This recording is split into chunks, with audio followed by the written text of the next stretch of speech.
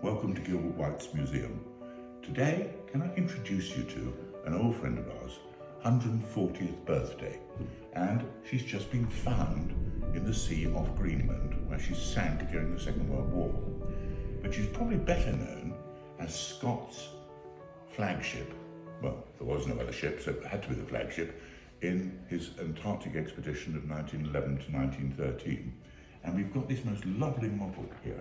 And I think what's nice about it is that you have to imagine what was going on inside it.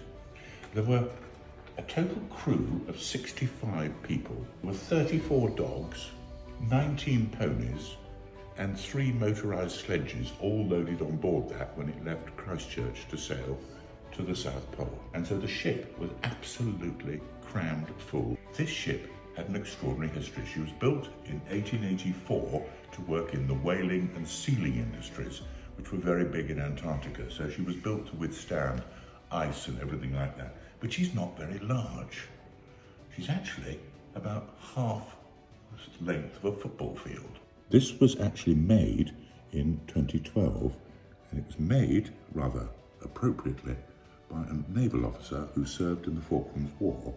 He went back to the original plans of the ship, and every detail of it is absolutely perfect. So it was a very fine officer called Commander Rupert Head, and he built this entirely, and it's the only place you'll see a museum model like this. This picture is a lovely picture, and it shows the Terra Nova leaving Cardiff port about a year before it reached the Antarctic. And what's rather interesting about it, if you look at the top of the masts, because you will see just flags flying, nothing very interesting. But come and look at this later picture. While in New Zealand, Captain Scott was told, of course, he needed to have someone on watch when the ship was steaming, keeping an eye out for the ice, finding out where the holes were and so on. He thought, well, what we'll do is we'll send a chap up the mast. That's what the Navy always did. And one of the whalers who worked on the expedition said, well, you can't do that, Captain Scott, because the poor bloke will freeze to death.